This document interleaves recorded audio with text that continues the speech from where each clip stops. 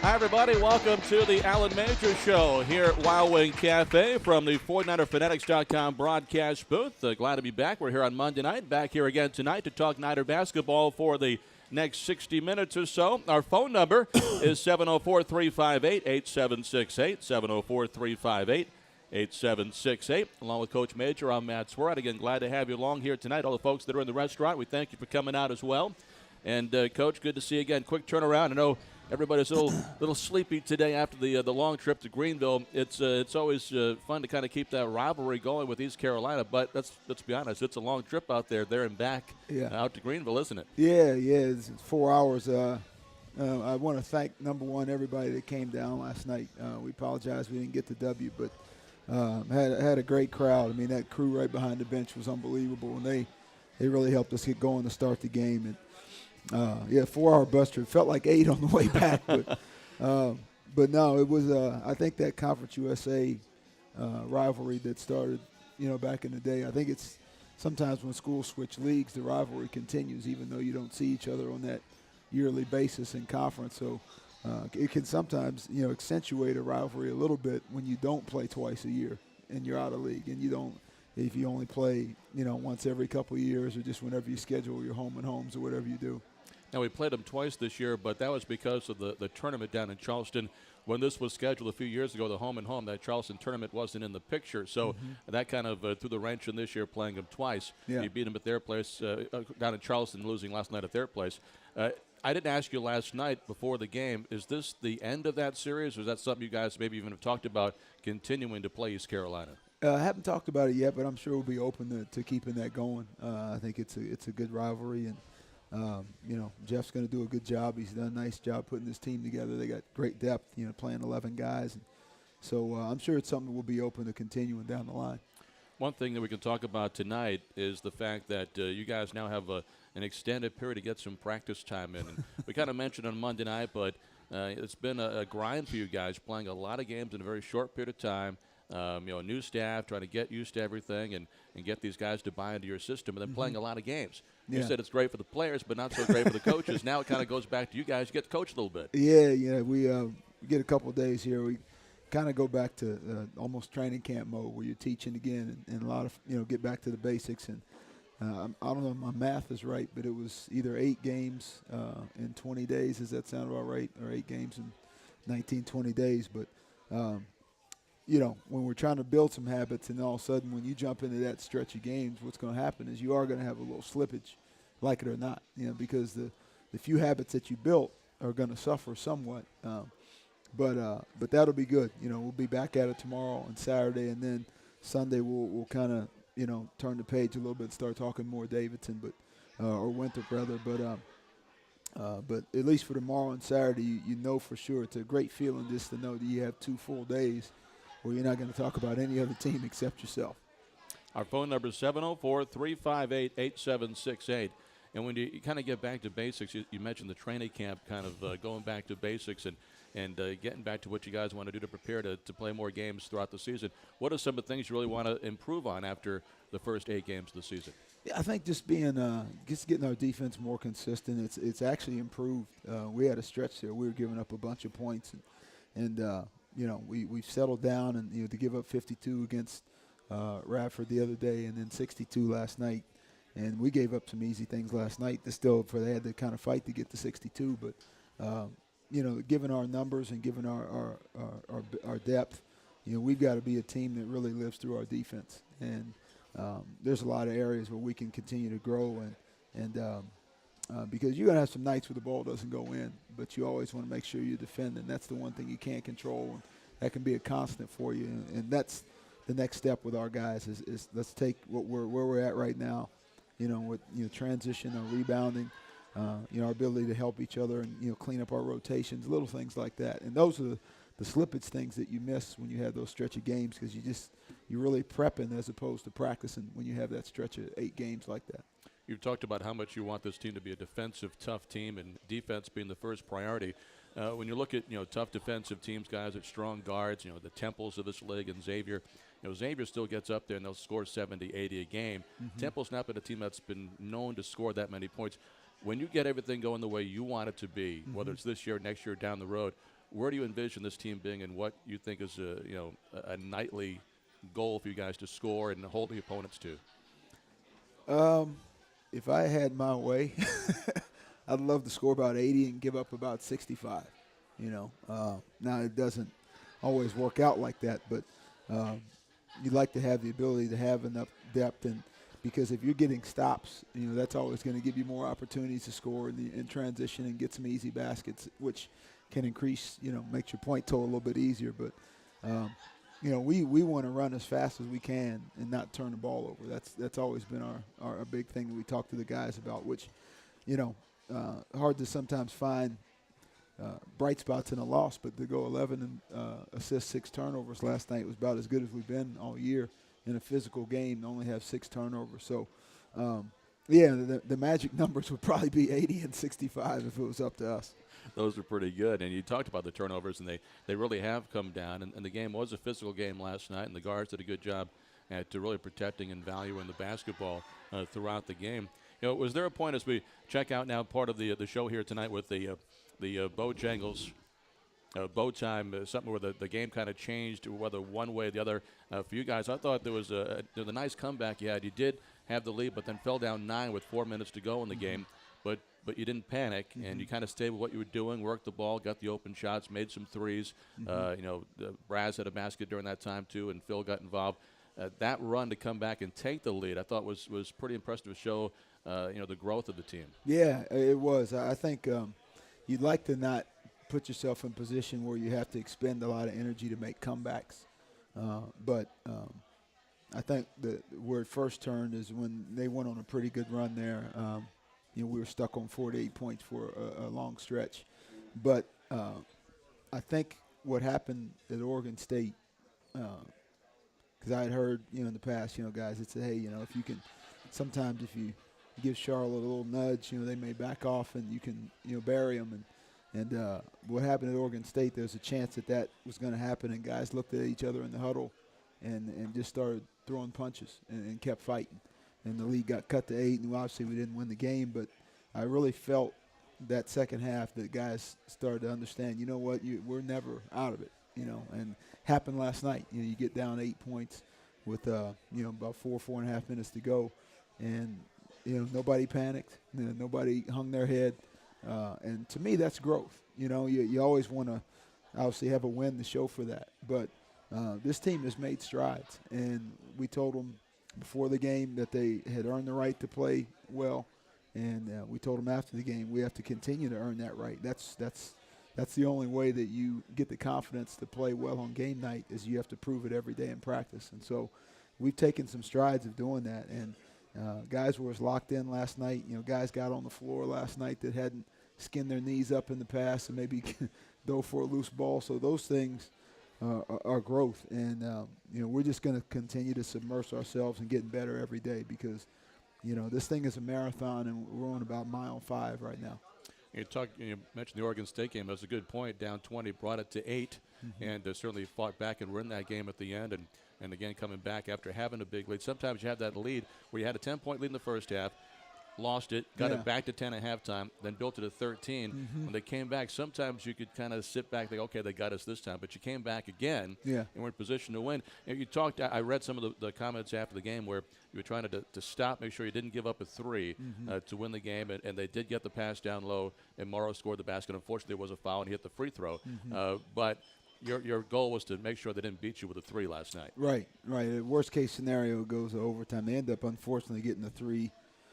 Anyway, an old school 3. But the angle I had, we had actually blocked the ball, and it went off. I don't know. I think it may have been off of Gerard's hand. It bounced up into the rim off of his hand and went in. So, but yeah, that was the goal, is not to give up anything easy from 3, because they had gotten going. The kid Sherrod had a nice game from the perimeter, and Young, who has honestly made 4 all season, I think, throws in a couple, which. We'll have to quit being the get well card for some of these guys that haven't been making 3s. But there always seems to be one guy they think, okay, he's not going to hurt us, and that's the guy that kind of hits a couple of big shots, isn't it? And our guys did a great job, though, because you play percentages, and the guys that you don't want squeezing them off and shooting them. You'd like to avoid that. Unfortunately, Sherrod got going in the first half, but Young had not proven to this point that he's consistent. And so, you can't take away everything. You just want to make sure that you try to, get beat with the unknown as opposed to the known. And that was a good defensive first half. I mean, in their wins, they were averaging 76 points a game. And, to keep them at 25, was very encouraging. Now our next step, again, as you talked about how we get back to practice, is sustaining our defense. Good teams will play good defense, but the really good teams sustain it to where you know what you're going to get every possession for 40 minutes. Our phone number is 704-358-8768. And this is still relatively new for you being a head coach, but I've talked to different head coaches throughout the years, and you hear from guys like Bobby Knight, and they say, well, they love practice. They really enjoy going to practice every day. The games, that's just sometimes a nuisance. But where do you fall in it? Do you love practice, or you love the games too? I love practice. Absolutely, I love it. I think that's where that's probably where I lose my voice half the time. I think in games you just kind of have to talk over, the bedlam, but to go nuts and run around on game night, I think it just adds more stress to what's already a stressful game for the kids. It's already, a heightened atmosphere out there, and they don't need, me breathing down their necks on every single possession. But in practice, I think that's where you kind of cut your teeth, and what you want to do is have practice be somewhat strenuous enough to where you get to game night, and there's a little bit more calm, there's some relaxation, and guys can just go play and not have to, and again, because if you've built those habits, that's what you trust going into the game, and that's where with the practice time we've had, we really want to continue to max out our practice time because we still got a ways to go in terms of developing our habits. And so now when you get to game night, you have the scouting report, you have everything, but you have your habits on both sides of the ball, and that's what you trust, for that 40 minutes. One thing I've enjoyed watching you so far is, in practice, haven't seen many, but like the shoot-arounds on game day on the road, a lot of teaching going on. You guys are really trying to focus. You have the game plan, but a lot of just individual teaching too. And I watched particularly yesterday, breaking down what you thought East Carolina was going to do, their tendencies, and how you wanted to attack them, especially on the offensive side. And the guys to a T kind of executed that in the first half, and you guys were scoring the ball inside. You were moving the way you wanted, and that was pretty impressive the way they took what you said and executed during the game. Yeah, I honestly, I'm really, I could not be prouder of these guys. I mean, I think we were talking about it last night. We haven't quite covered a month in the season. It seems like with the injuries and different things we've had going on, it's been a season's worth of things go on in just a month. But for these guys to continue to listen and be coachable, I'm really proud of them. And is our rotation short? Yeah. Do we have all the bodies we'd like to have? No. But there's not a staff that believes in these kids more than we do. And we're going to continue to keep scrapping every day. And it's been great seeing guys grow that maybe weren't rotational guys last year. The Phil Jones was in the rotation last year, but I would hope that he's just maybe playing as well as he's played since he's been at Charlotte. I hope that's the case, not knowing his history. Guys like Gokin and JB are just continuing to grow. Again, these roles are new to them. Not being maybe your direct top 8, top 9 rotational guys last year. So it's exciting seeing some of these guys start to embrace what their roles are. And this thing is such a long haul, and we're just going to keep coaching them. And the whole focus is daily improvement, but also doing things the right way. Handling yourself the right way, off the floor, handling yourself the right way, going to class, taking care of all the business. Because when this thing is done, people are going to they're going to forget about your scoring averages, but they are going to remember what type of person you were. And we try to stress that to the guys as well. Well, we're up against the break right now, but one more point, as you mentioned that, just being good human beings, too. In the past, it's been fun. We've traveled. We had Ian Anderson, who now lives in Portland, and Ian you don't have to make the argument. He was just one of the nicest human beings in the world, one of the nicest, politest people, and at breakfast in the morning when we have breakfast at the hotels, I was always one of the last guys leaving, and it happened more times than I can remember. With the staffs of the hotels coming up saying how polite and well-mannered this team was compared to other teams that have stayed there in those cities. Yeah. And it's happened again this year. And Ian's not here anymore, so it's a credit to you guys and our players.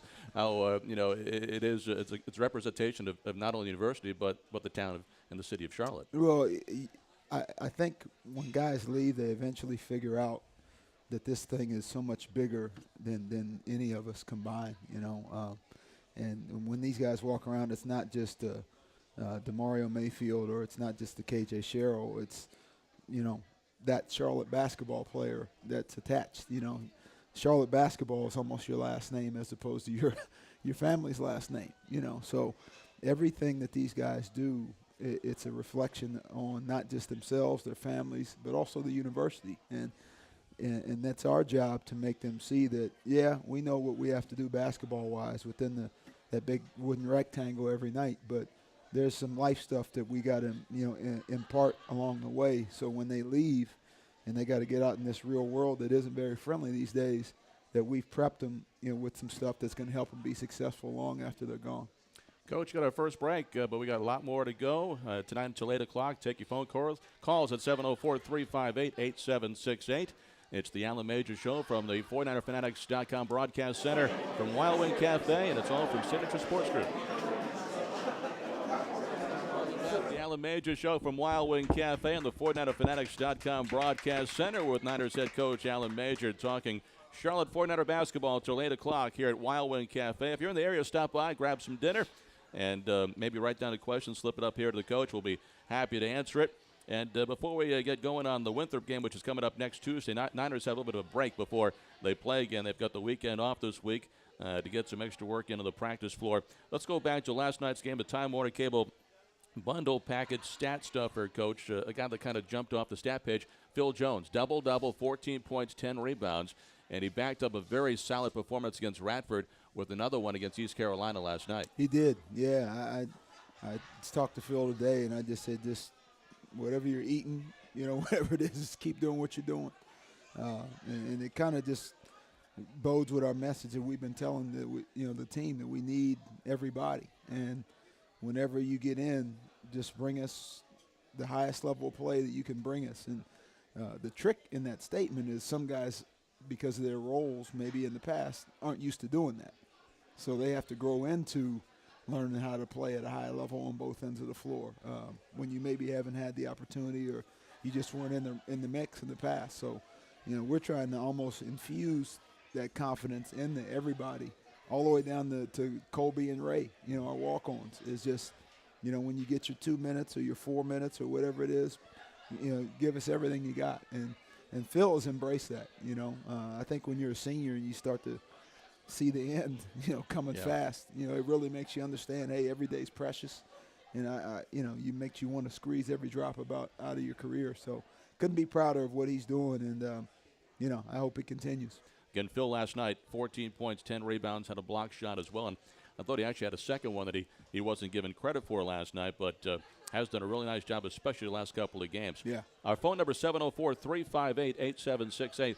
Let's talk about the second portion of the kind of two-headed center you have right now, and that's Chris Braswell. Chris had a real nice game against Radford, especially the little spin move he had on the low block. He had one of those moves last night, scored down low. Did East Carolina do anything differently against him defensively? Because he seemed to struggle more on the offensive side than Phil did last night. Yeah.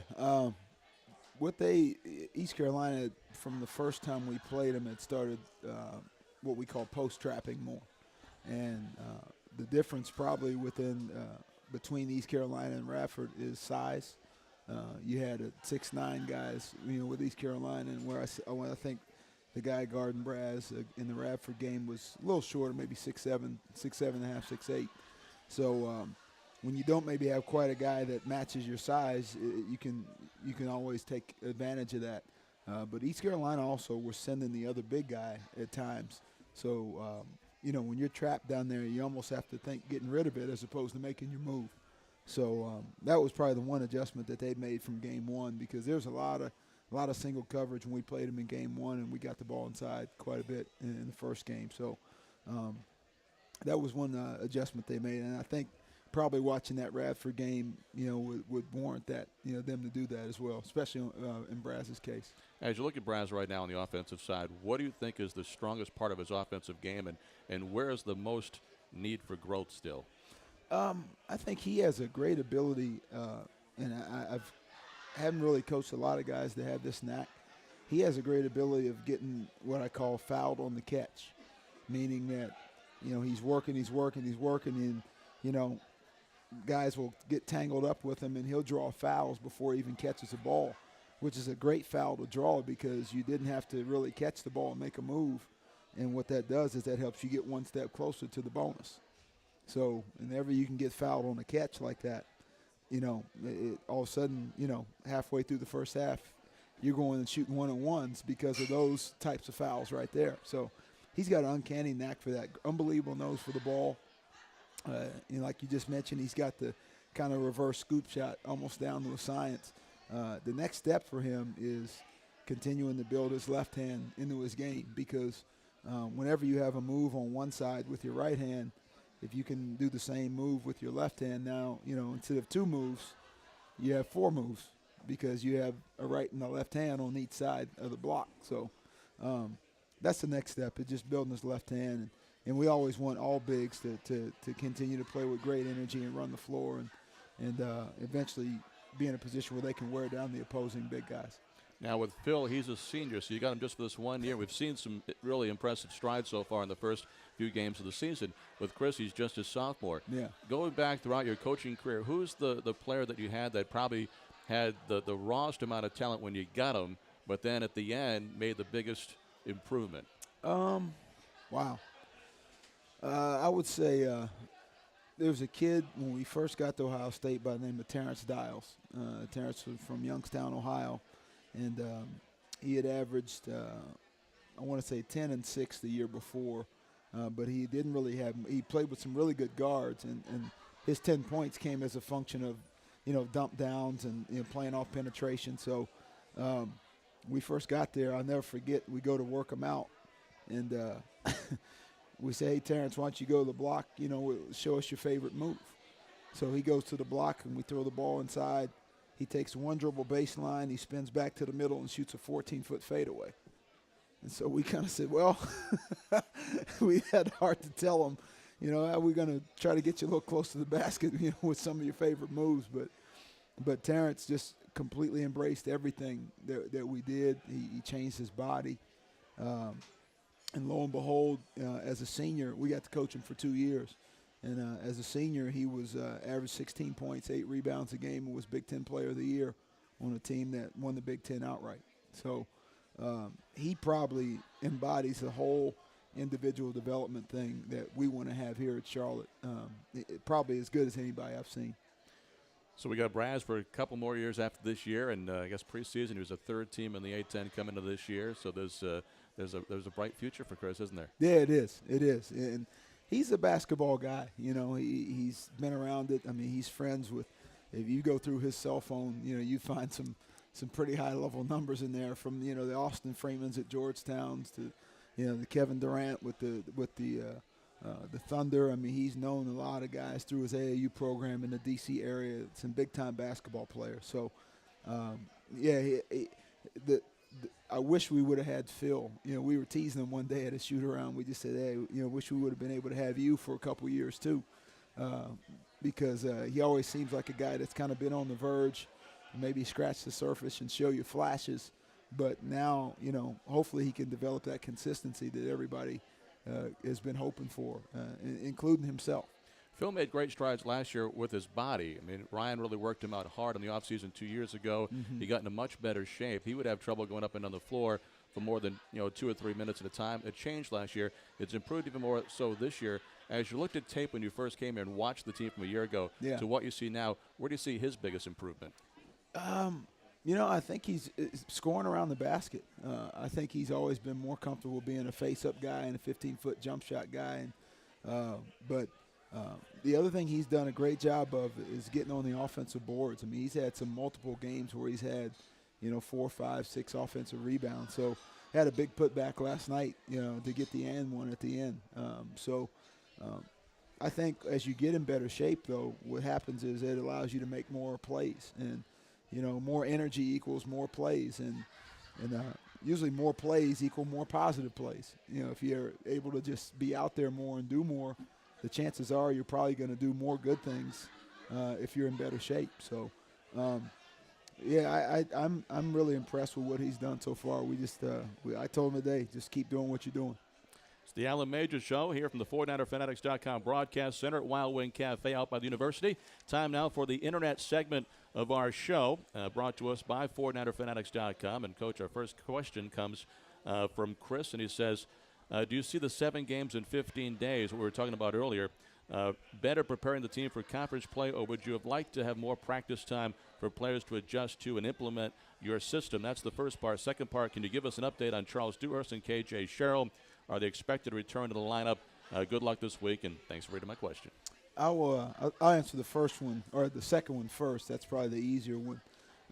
Still no date set on those guys. They're continuing to hammer away at their rehab, and they've been unbelievably diligent with it. I think KJ's starting to move around a little bit and test it. There's always in the back of every kid's mind after a surgery, you're going to have that mental, how much can I do, and how much, am I going to be able to do before it hurts, or will it hurt, that type of thing. So still day-to-day with those guys. And I will say yes and yes on the first question, not to dodge it. But yeah, it will prepare us, when you start getting into the grind and games are really on top of you more and more. We won't see anything, I doubt, like the stretch that we've seen. So that's bound to help us. And then I'm sorry, what was that second part? The practice time, yeah. You always, in the situation we're in, would have loved to have a full, month and a half, before you actually play. But it was just under a month. And what we're going to do, though, is just continue to take, when you have these pockets like this, and during finals week we'll have a stretch, and over the holidays we'll have some stretches where, especially when there's no school, that'll help, to find those 1 or 2 day pockets where you can almost go on mini camp mode, and all you do is we just focus on our own system. The schedule, let me know if I'm wrong here, but a lot of the schedule is done before you got here. Yeah. So, this is what you inherited. But as you go forward, you see some schools that have played 3-4 games now. Some have played as many as we have. Mm-hmm. It goes either way. But as you go forward, is that something you'd rather just kind of spread out more, or you got to take what you can get sometimes too? We had, I want to say, 3 or 4 games still to get when we got here. And so, and a couple of those, got spliced in up front.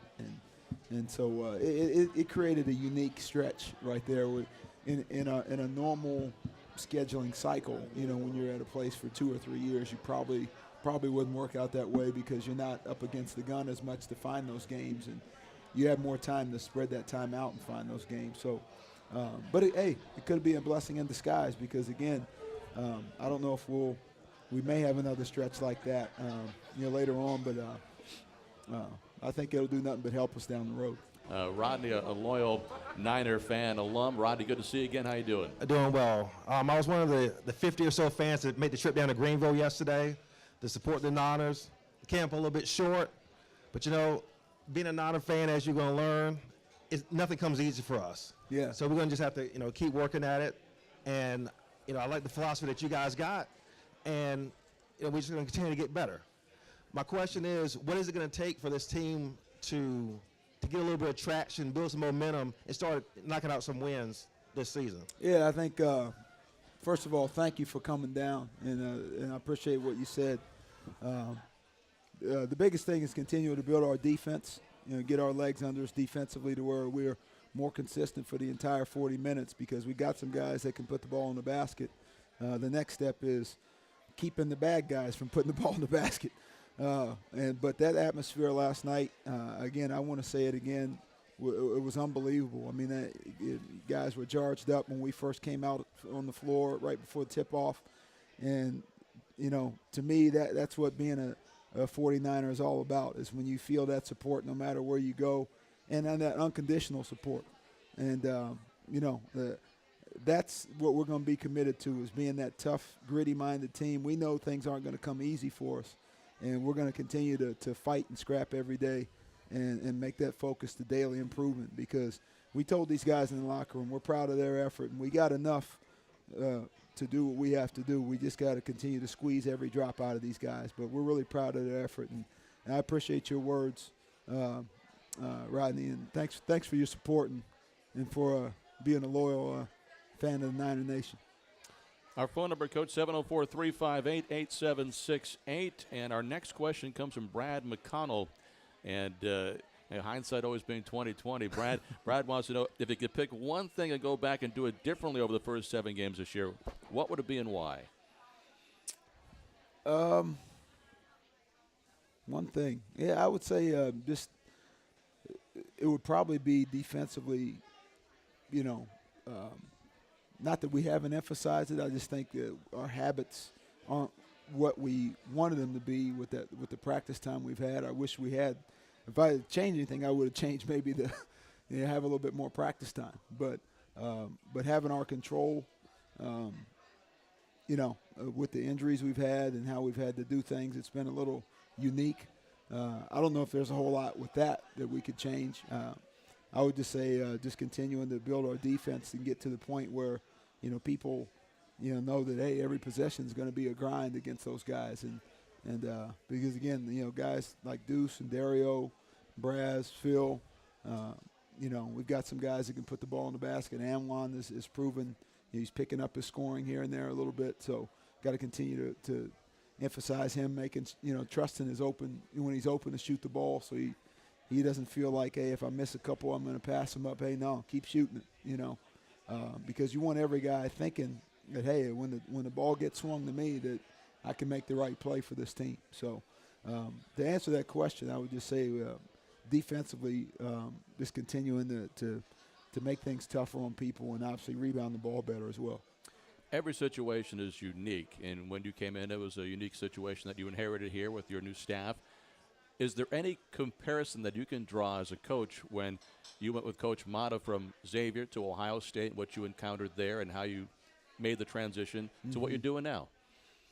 That's an interesting question. Yeah, I would say when we went to Xavier, it was unique. I think they had 7 or 8 straight 21 seasons, and Coach Prosser had just gone to Wake. I want to say pretty much top 8-9 guys were coming back. So things were fairly, culturally in place. I mean, Xavier had only had, I don't know how many coaching changes they've had, very few.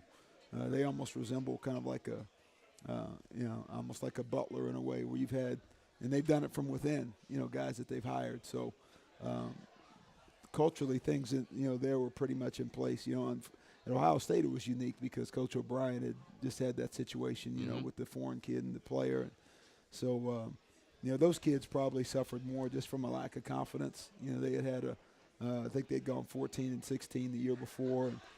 And our big thing there in year one was just to get those guys excited about playing basketball again and get their self-esteem up.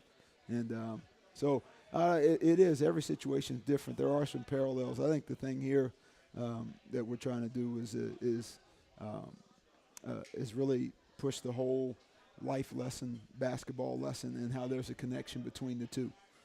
It's one thing to take care of business on the floor. It's a whole other thing altogether to make sure you take care of business off the floor and that you represent the university, because this, they have a scholarship and be in that situation. It's such a privilege, and you always want to make sure that guys understand that and appreciate that, what that means in the big picture of their lives. Well, one of the guys that certainly understands it's our guest here tonight, Go Concern. And we'll take our break now at the show here, the Allen Major Show. Come back, and Go Concern will be our guest in the 49erfanatics.com broadcast center here at Wild Wing Cafe. We're back in a moment. This is the Allen Major Show from Signature Sports Group.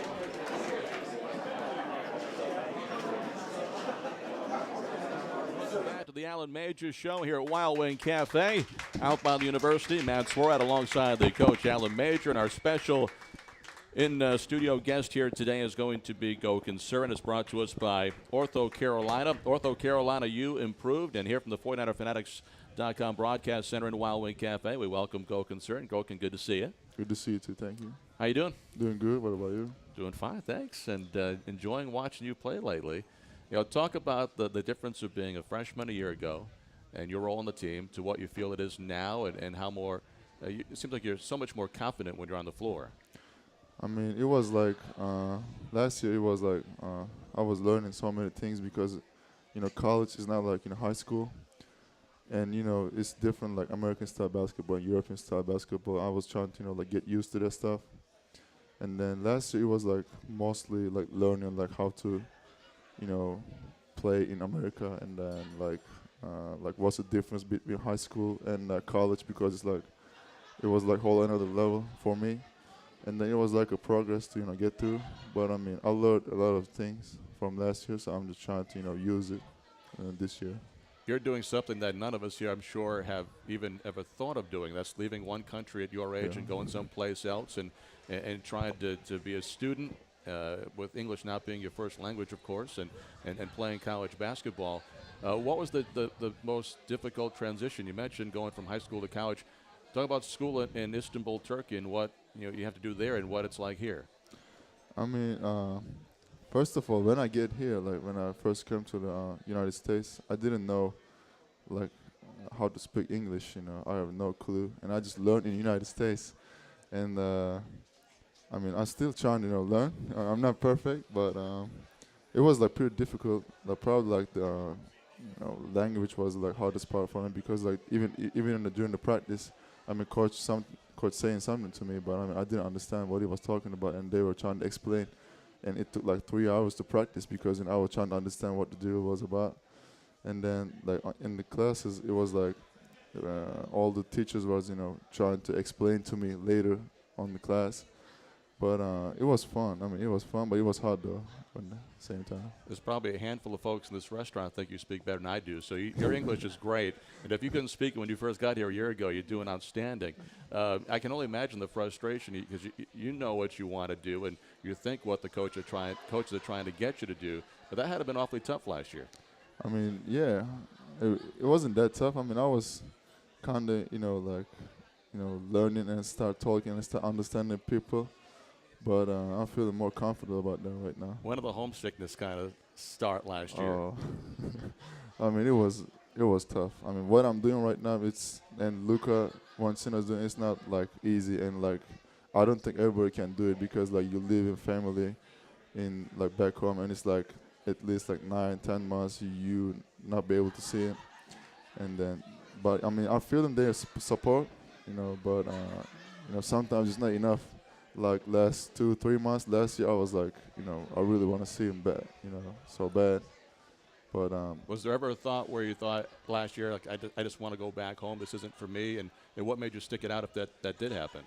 I mean, I didn't think like that, but I mean, like sometimes like I just want to be with them, so that way I can talk with them. And I mean, if I have like some tough times, I just want to talk to them like face to face. But I mean, I couldn't, because I was just talking on some internet or Skype or whatever. I mean, it's really tough. I don't know how to explain, but well, this year, with the internet and the games being on the internet and the television and games being streamed, your family gets to watch you all the time now. That's got to be kind of fun for them. Oh yeah, I mean, like when I was in Turkey, they were coming to my all games, and like I was seeing them at the game, and it was like put confidence on me.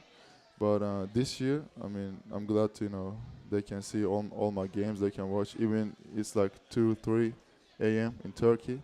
But I mean, like they sacrifice, their sleeping time and watching me, and like it's like good for me and good for them too. You told me before the show tonight, it was funny that last night you made that really big shot that put the Niners ahead with 14 seconds to go at East Carolina. But when they were watching it, they were taking the East Carolina feed, and they had a shot of the scoreboard, and they didn't see you hit the shot last night. Yeah, I mean, my parents was asking me today, like, what happened to the end of the game? Like, all your teammates were running at you. Like, we thought like you were fighting or something. I was like, I just hit the biggest shot of the game, but I mean, they couldn't see it because like it was like defense, ECU, make some noise. Man, I mean, they didn't see that. They didn't see the shot. No. Let me tell you, if they hadn't seen it, it was 26 feet on the left side of the arc. I said at the time when you made it, I said you were from like downtown Raleigh, which was 2 hours from East Carolina. You were way out there, but you didn't hesitate. You drained it. Again, it has to go back to the confidence to where maybe a year ago you might not have taken that shot, but I know you believe in yourself of making it every time you take it, and that was a big role last night where you filled it beautifully. I mean, yeah, it's like, I mean, I knew I was going to hit that shot because we practiced with that kind of situation, and after the practice, I was working on my shots, getting my shots up, and then it's like all about confidence, that's all I can say. It's all about confidence, I bleed, all the I put work on, so it's just like I was practicing for that moment, so all I have to do is just be confident about my shot. We're talking with Niners sophomore Go Concern from Istanbul, Turkey. Tell us a little bit about Istanbul. I'm one of those folks, if I can't sleep at night, I turn the television on, and I love to watch HGTV and the International House Hunters. And I saw an episode about Istanbul, Turkey. Didn't realize just how beautiful it is with the beaches and everything. Tell us a little bit about your home country. Istanbul is a big city. I'm a huge city, and it's I think 17, 18 million people live there. Traffic all the time. It's biggest issue. But it's so many places that you can go if you get bored or if you're having hard time, you can go so many places and just relax or talk to people or just just relax. It's a lovely city. When we played Radford last week, and I'm trying to remember his name, is it Gorkum Sunmez? Yeah. He played for Radford. He's from Istanbul, Turkey. You guys grew up together. You played against each other. Yeah. It was being televised in Turkey. You guys certainly enjoyed playing against each other. You played awfully well. You had 14 points, a personal best for you. But there was some trash talking going on, too. Maybe some folks didn't hear us at the postgame show that night. You guys are trash talking each other in Turkish. Yeah. That must have been kind of fun to get the upper hand on your friend. Yeah, we were talking trash, and I'm sure nobody didn't understand besides him and me. And then it was fun. We've been through so many things together, and we came to the United States at the same time. We went to the same high school. And he didn't know English too. We kind of help each other, speaking English. But it was really fun, going at each other. And I'm glad, we came up with the win. And I won the individual battle, I think. How often do you guys stay in touch?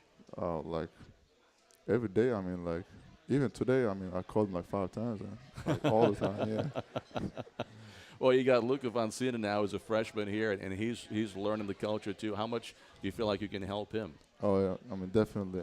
He's he's getting through what I've been through last year, and I'm just at some point I'm just trying to help him. But you know what? His English, not like me.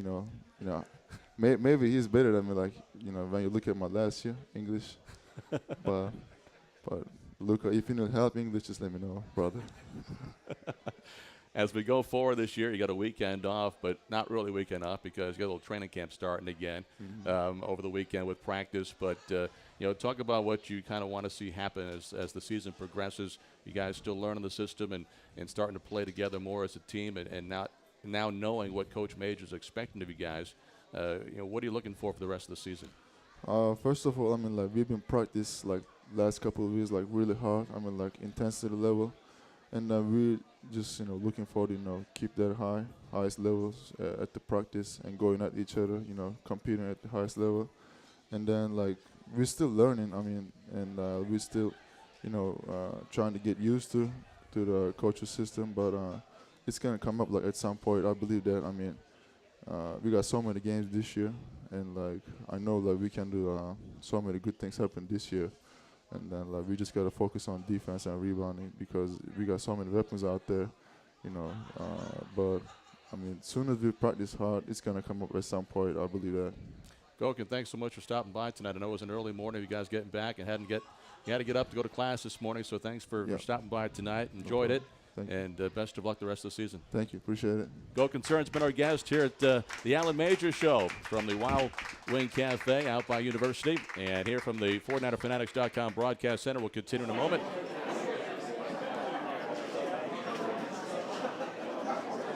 Welcome back to the Allen Major Show here from Wild Wing Cafe. Our phone number is 704-358-8768. 358-8768. Got about 8 more minutes left in this show tonight. And Coach and I will spend a lot of that talking about the next game, which is going to be next Tuesday at Halton Arena. The Winthrop Eagles come to town, and the Niners have won the 2 previous games in the series with Winthrop, Coach. And for years, Winthrop is just 35 miles away from campus and didn't really get that series going. And we've played it now for a couple of years. It's been some entertaining games. We won down at the Winthrop Coliseum last year, and they come back to our place this year. And they're another one of those teams that is a top echelon team in the Big South, and we all know about what they've had the success in the NCAA tournament for the last 10, 12 years now. Yep. It's going to be a tough game. Yeah, oh, absolutely. Now, we just kind of written that into our script that every game we play, we're going to, at least ourselves, our approach is going to be to grind it out, and if you have a chance to win comfortably, you'll take it. But, Winthrop's one of those teams. They're well coached. I'm not sure how many years now Randy's been there, but in terms of how he wants things done and culturally, his deal's in place, which is always, that's when your program's established, when he probably has his older guys teaching his younger guys as they come in, a freshman in the summertime, and they're well coached. I mean, they're really sound defensively. They execute, so it'll be another one of those knockdown dragouts. I think it's his 4th year now. I may be wrong. Maybe the 5th. I think it's his 4th over there, taking over for Coach Marshall, who's now at Wichita State. When you look at what they like to do, they're one of those kind of grinded-out teams. They're not looking to get up and down the floor. Right. They'd rather beat you in a 55-52 slugfest than score 80, wouldn't they? Yeah, no, and as you look at some of their scores up to this point, it reflects that. The Hampton game was a battle, and Belmont looked like it, got into them a little bit, but I think they would rather stay in that range where it's a lower tempo games in the 60s, and they do a good job. They have some unique things that they do to get the ball inside the different guys, and defensively they're very sound. That's probably the best way I could describe it. They don't get out of position. Very well coached team, and what happens is they're not going to beat themselves, and that's a hallmark of a well coached team.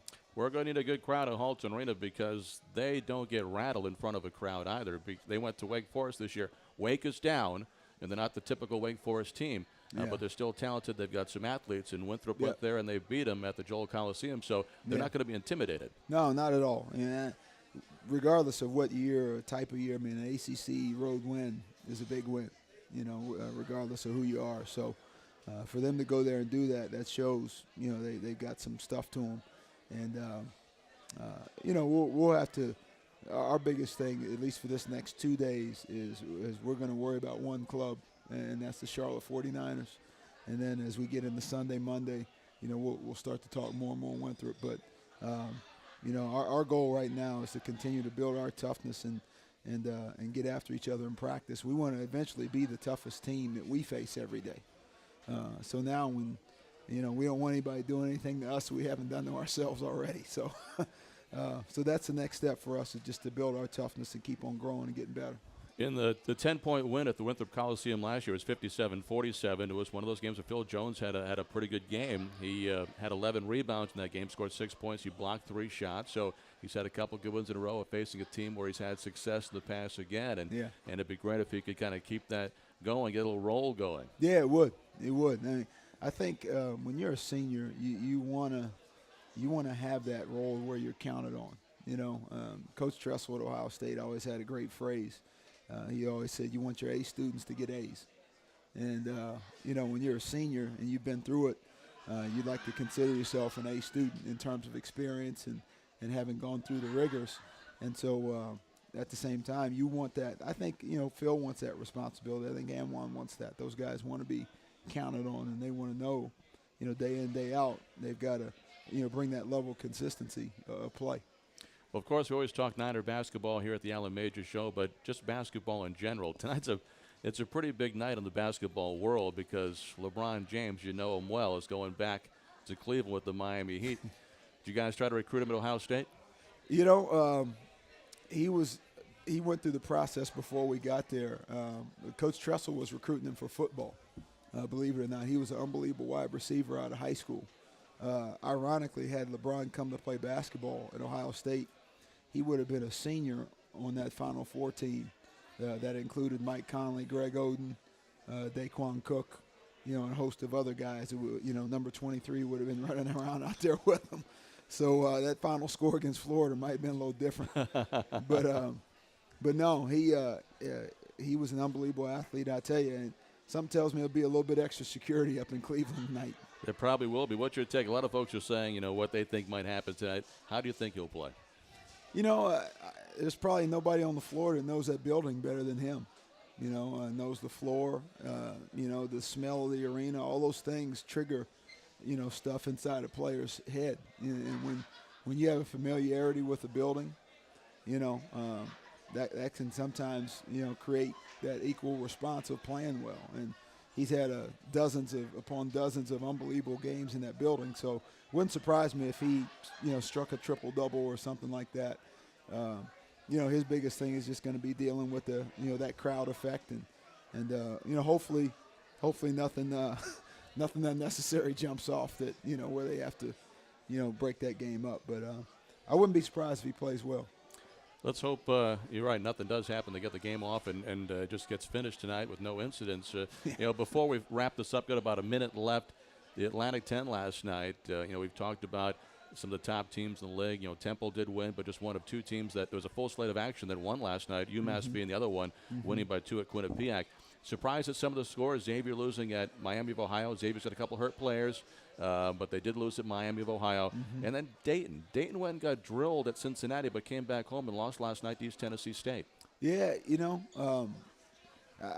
I haven't spent a ton of time worrying about the other teams in the league. I've been trying to focus on us, but sometimes it's injuries, sometimes it's the rhythm of recruiting, new guys playing, just so many different reasons. But I think it just speaks to that how young the season is, and when the season is so young. I mean, hey, let's face it, the world champs, L.A. Lakers have lost 4 in a row for the first time since 2007. So everybody's kind of going through it right now in their own way. It's one thing to go through it. It's like life, though. When we tell our guys, you can get hit in the mouth. What are you going to do about it? And what do you do when you bounce back? Because the lessons we're trying to teach these guys is if you get fired from a job and you got a wife and 2 kids to raise, that's real pressure. And, losing a basketball game, we all hate it. But there's times in life where you're going to have to develop this appropriate response to disappointment and the appropriate response to things not going your way. And that's what we're trying to teach these guys, in addition to how to respond off a loss and bounce back with wins. Well, Coach, bounce back time Tuesday against Winthrop. We're out of time right now, but a big week next week. Got the 2 local games, Winthrop on Tuesday, Davidson on Saturday. A lot to talk about next Thursday. Thanks for stopping by. All right. Thank you, Matt. Alan Major, the Alan Major Show from a Wild Wing Cafe, brought to us by Signature Sports Group. Going to wrap it up here today for Coach Major. I want to thank Goke and Siren for coming out. The folks from WVCN, Travis Hancock and Darryl McCray. I'm Matt Swear. Join us Tuesday for the pregame show. The Niners take on Winthrop. We'll see you then. So long, everybody.